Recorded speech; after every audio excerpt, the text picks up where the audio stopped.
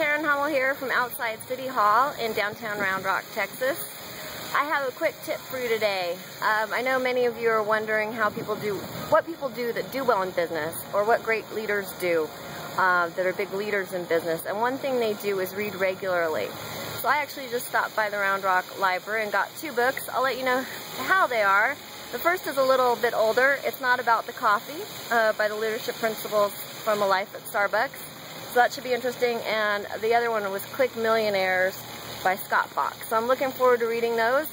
And remember, if you want to be a success in a business, read daily and keep growing as a person. Now, if you'd like to learn more about how to join us and have more personal development, because if you ask me, we have some of the best personal development out there. It has changed my life. If you'd like to learn more, I'll just leave my information in the box under the video. You have a great day. Bye-bye.